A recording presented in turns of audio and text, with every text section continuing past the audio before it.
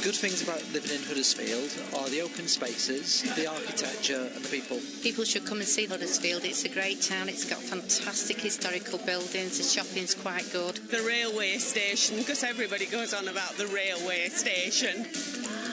We don't mention the football much. The rugby's good. Yeah, the stadium, the nice countryside and the weather. Well, if Huddersfield was an animal, it would be a terrier, because Huddersfield Town are the town terriers. It's not Bradford. Mark Steele's in town.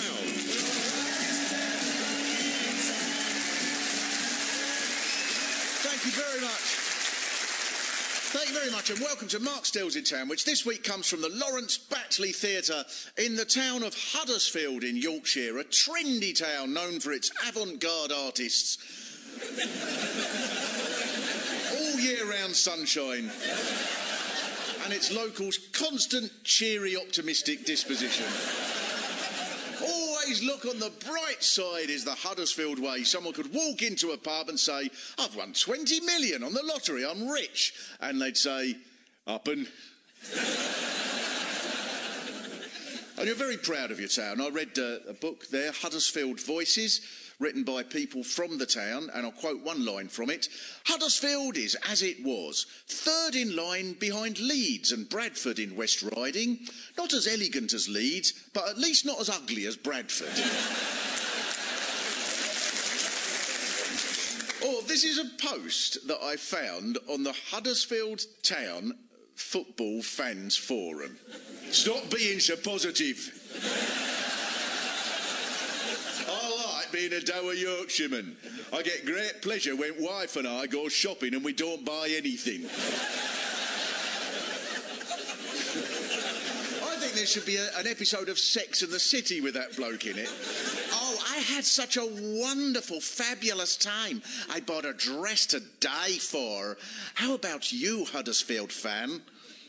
I had fabulous time too, bought note. Even better yesterday, took socks back, unwanted gift. There's a local joke I saw about the accent, about a Huddersfield man who takes his cat to the vet, and the vet says, "Is it a Tom?" And the man says, "No, I brought it with me today."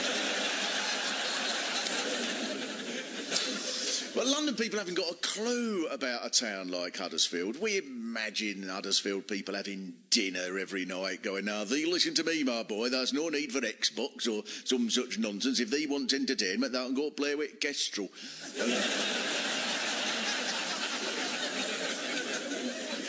So I wanted to show Huddersfield is far from that it's a modern town with all the latest in entertainment and culture. And so I bought a copy of the Huddersfield Examiner, and the local events section started, I promise this is true, this Sunday, 10 a.m. to 3 p.m. The Kestrel population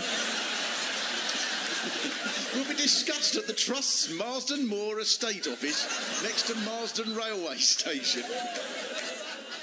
Because it's proper Yorkshire here. It's not fake Yorkshire. There are dramatic hills and streams and old mills and chimneys everywhere. Not like this photography museum rubbish they've got in Bradford.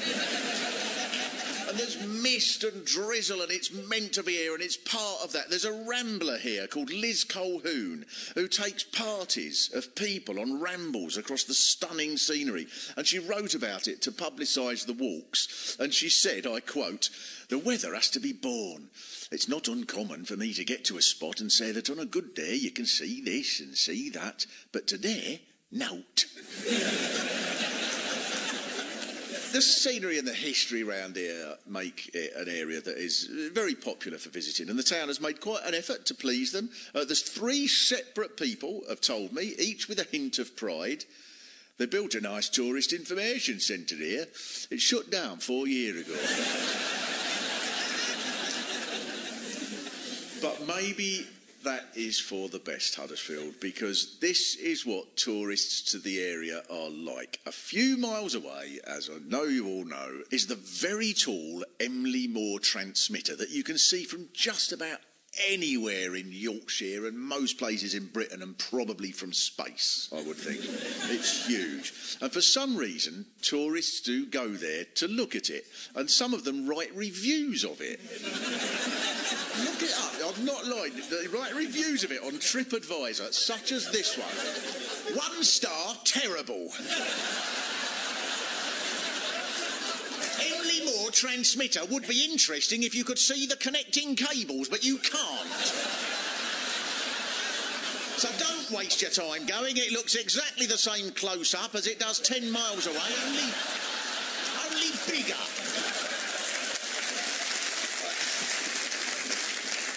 And you're especially proud of the architecture. Chris, who's a local historian, he showed me around the indoor market.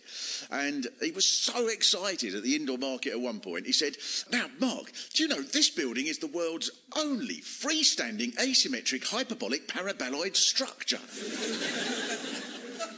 I thought, I did have an inkling.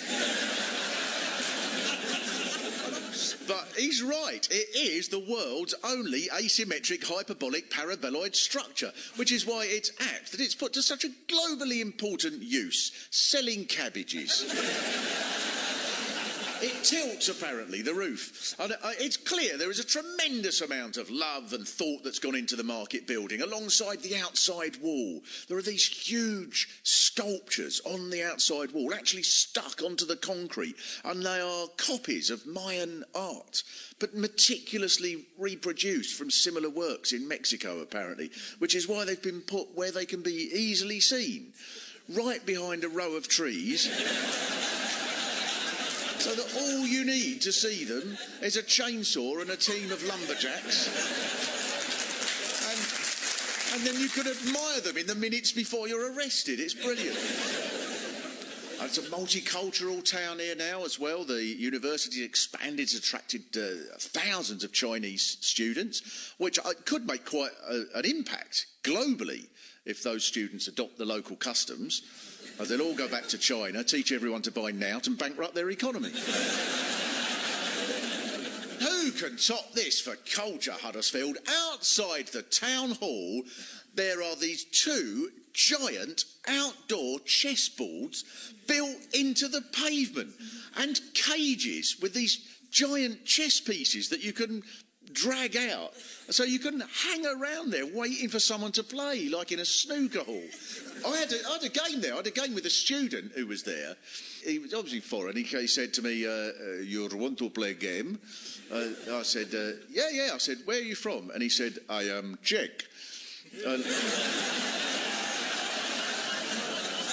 All the while I was playing him, I was fighting this temptation to make the stupid joke and go, when someone goes Czech, do you go, yes, I already told you. If you play there, if you play there, a crowd builds up. And I'm not very good at chess, and I was thinking, oh no, I don't want that. You could hear people mutter. I don't know if I'm paranoid, but I could hear people muttering, going, oh, idiot's left his queen exposed.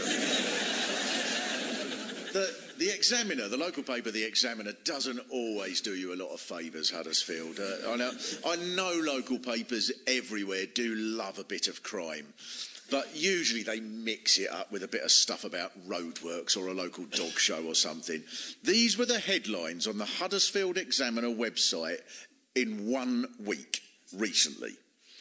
Road rage man attacked careful driver's car with machete.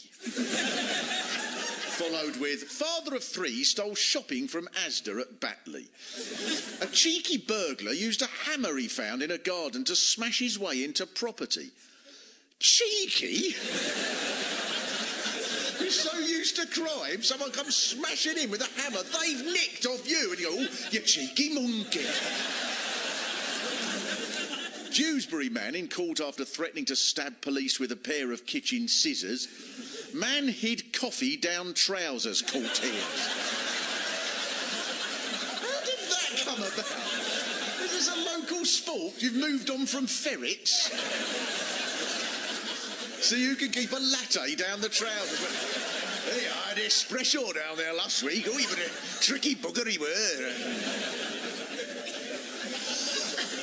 But the man with coffee down his trousers was a tower of virtue compared to the man in this story.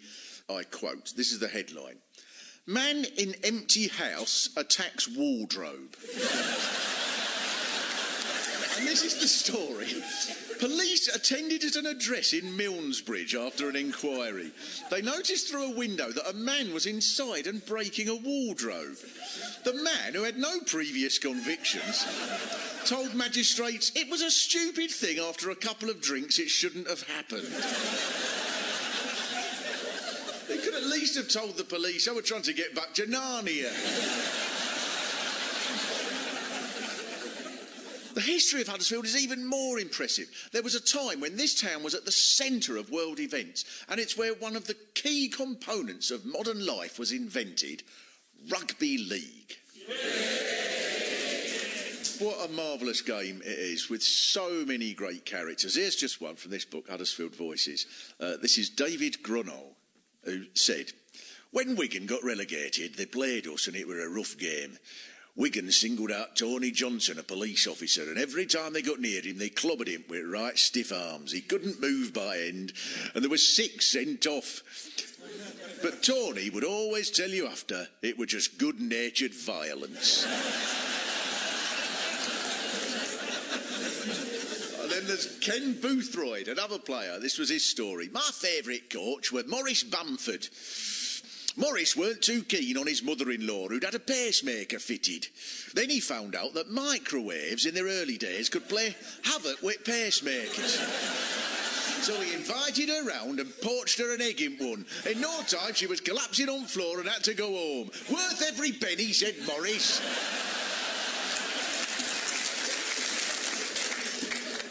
I bet he went, "It were attempted murder, but it were good-natured attempted murder." The favourite bit for me of this is all these stories come in a chapter in that book which is called Rugby Characters and Their Lighter Side. Anything you might get 10 years for if it happened anywhere else, in rugby you go, "Oh, it were a bit of banter, he'll saw that limb back on." Maybe the attitude, the rugby attitude, comes from the town's tough past, because this wasn't just an important town in the Industrial Revolution, Huddersfield. Here was the centre of the movement of the Luddites. Now, one of the reasons that I know this is I asked on Twitter at one point if anybody from Huddersfield knew of any issues that I should talk about while I was up here. And quite a few people said, "Oh, you should talk about the Luddites while you're up there, Mark." So I put a little message on Twitter saying, "Yeah, I'll probably talk about the Luddites." And one person sent a message back saying, "Go on, Mark, you slag off them Luddites as much as you like, mate." And then they put, "It's not like they'll be following you on Twitter, is it?"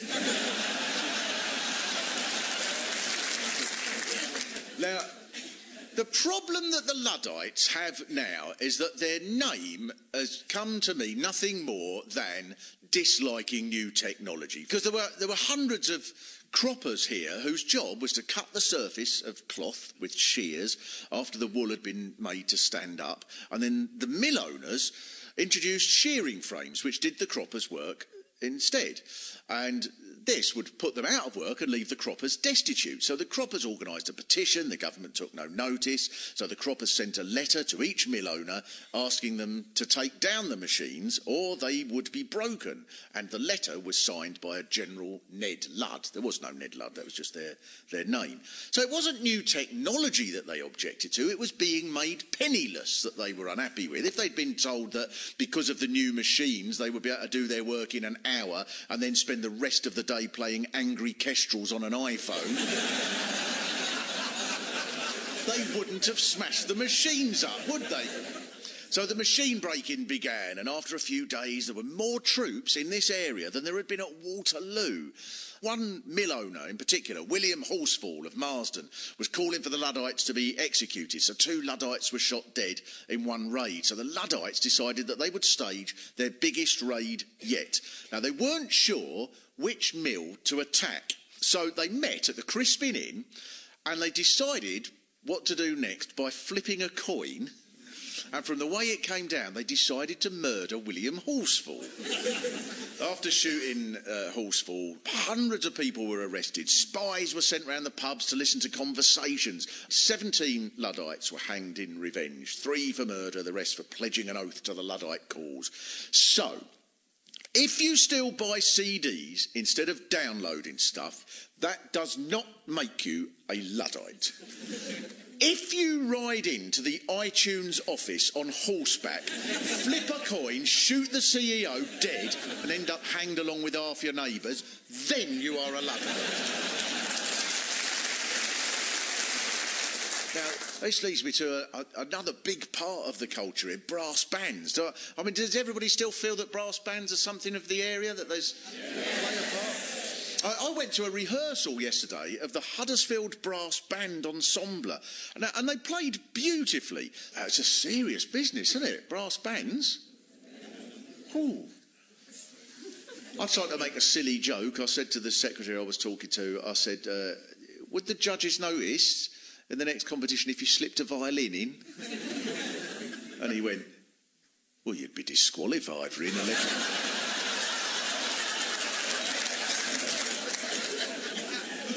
I left it a bit, and then I said, do any of them sort of suddenly go off message and start getting a bit freeform John Coltrane? No, you have to conform to regional regulations. I'll give up on that road. And the secretary was telling me about the competitions. God, there's 2 draws in the competitions before the start that work out in some complicated World Cup football type way which band goes in which order. There's 58 bands. They play the same song in 4 sections over 2 days. The judges have to listen from behind a cloth so they can't see who's playing. It's more rigorous than most countries' general election. Be good after all that if you played and then the judge went, darling, you're beautiful. You started with brass, but you gave us gold, darling. I want to be the brasso shining your horn, darling.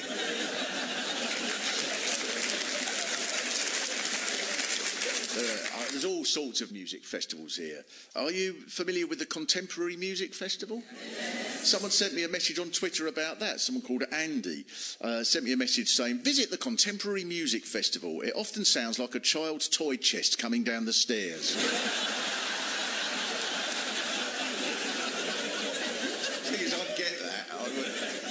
And Huddersfield, like the other mill towns, Huddersfield was shaped, I think we can all agree, by the way that each place in Yorkshire grew suddenly and distinct from all the others during the Industrial Revolution. So they weren't long, sprawling places that grew up gradually getting bigger like Manchester or London. Each mill town or pit village was its own little world, surrounded by hills that cut them off from the next one. So everywhere had its own distinct leisure activities. According to the Handsome Town book, there was a game here called Ringing Adam Bells in Victorian times. Has anybody heard of this? Oh, there's about 3, and all of them sort of went, ooh. According to the book, it was played by adults only, with the blinds drawn.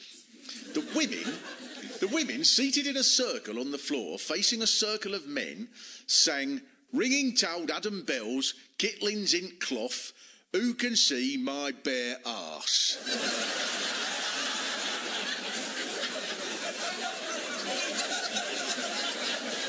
Point, the women rolled over backwards and the men sang, me, fair enough. Who needs Netflix when you got that, eh? What I love about that little ditty, it shapes up to be a sort of dainty skipping poem and then just cuts to the chase. There's probably another one that went, leaves of elm, leaves of oak, leaves of cedar green. Look at my knob.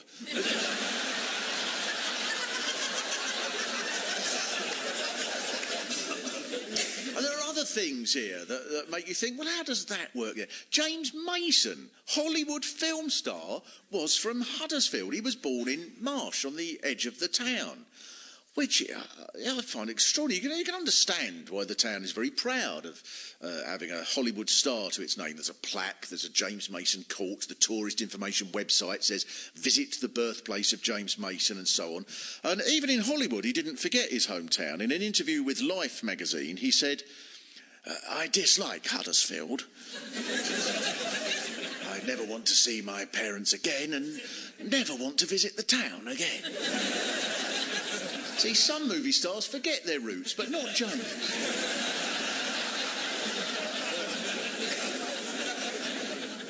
even more culturally important than its impact on Hollywood, the area is, of course, where Last of the Summer Wine was filmed.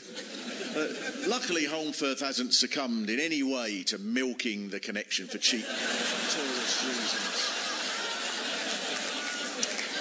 Apart from making it the main page on the website and offering summer wine tours and opening a cafe called Sid's Cafe as seen on Last of the Summer Wine and opening a summer wine exhibition and a tour to Nora Batty's steps, they keep it to themselves. Now, I went to Sid's Cafe yesterday. I would like to introduce Laura from Sid's Cafe, please. Shouldn't you change your name to Nora? Oh, don't you mean Ivy? She owned the cafe.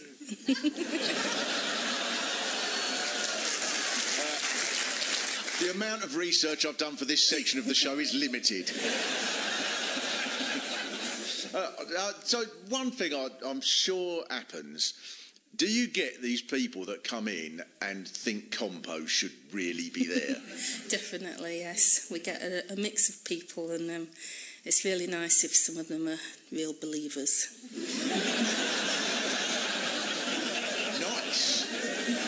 Not a little bit disturbing. Was there a sort of concern when the show ended? Was there a bit of a concern like, oh no, now maybe it won't carry on, maybe the business will drop off? Yeah, I mean, that's always a concern, isn't it? I like to quote Colin, the tour bus driver here, because he had a great line when asked this question. And he said, look how long ago the Bronte sisters died, and look how popular Haworth still is. How many episodes of Last of the Summer of the Wine were there, do you know? There's over 300. Over 300. Yeah. How many books did the Brontes write? 4. Thanks very much, Laura. Thank you very much. As you'd expect from a town of the Industrial Revolution, you like making things here. Even now, there are more breweries per head of the population than anywhere else in Britain.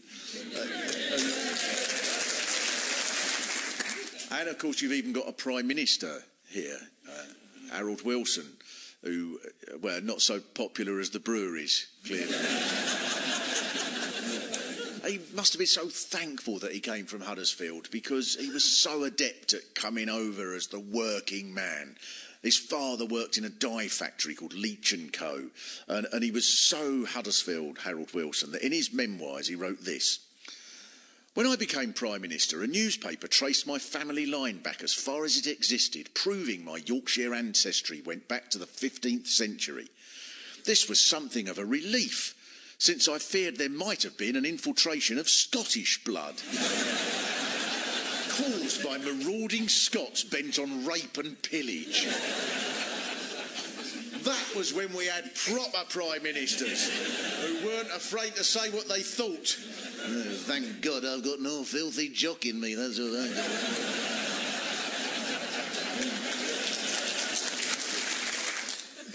Who would want to be descended from those marauding dogs, I have no idea. Nonetheless, I urge the people of Glasgow to vote Labour.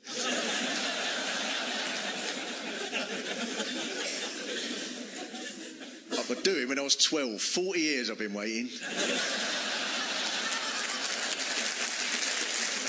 There's a statue of Harold outside the railway station. I'm sure you're all very familiar with. There's probably someone here going, oh, that's who it is. I thought it were Gombour myself.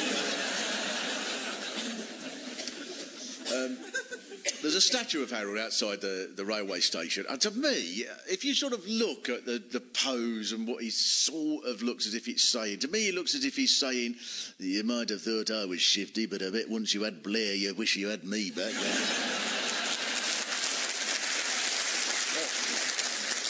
Football, maybe even rugby, cricket, have been trumped now as major sports in the town lately, because Huddersfield has been selected to be on the route of the 2014 Tour de France. You're obviously delighted. From the time of the announcement, you've been clear that you are going to do this the Huddersfield way. The Examiner reported the acceptance speech from Gary Verity, Chief Exec of Welcome to Yorkshire, saying the speech was stirring stuff as he delivered it in French with a Yorkshire accent. Of course he did. Merci, mes amis. Quand beaucoup de vélos traversent Huddersfield, nous serons très contents et nous cacherons le café ou les pantalons.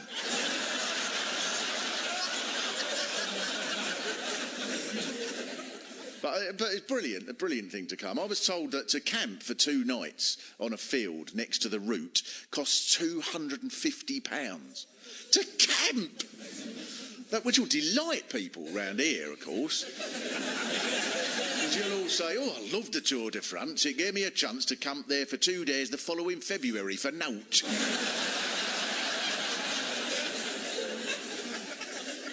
So, to conclude Huddersfield, I would say that the main attraction here, I think, is that it's like a town in the middle of Yorkshire is supposed to be. You're never more than 50 yards from a hill with an old stone building on it that nobody knows why it was put there. There's vinyl tap and there's outdoor chess, and the top of Castle Hill is brilliant. You'll like it up there? It's brilliant up there, especially if you go up the castle itself, which is advertised as historic. But the best thing about it is the wind is about 1,000 miles an hour in every direction at once, and you feel like some medieval warrior, and you want to shout, "Bring me thine wardrobes, and I shall see them slain!" And all around are fields and sheep and relentless rain and places where romantic poets got blown away by the wind and never seen again. And Charlotte Bronte would walk here from Howth, and I'll leave you, Huddersfield, with one of her poems that she wrote and dedicated to your town. The Huddersfield wind blows, it's howling orchestral, but coffee down pants keeps us warmed up and snug. So we go for a pint with our best friend, a Kestrel. And even on bad days, we're not Bradford ugly. Rain can stop play while you're taking the Queen. At shopping for nout, we'd win by a canter.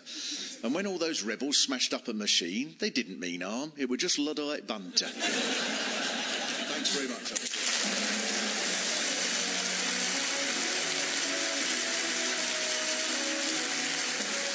Mark Steele's in Town was written and performed by Mark Steele, with additional material by Pete Sinclair.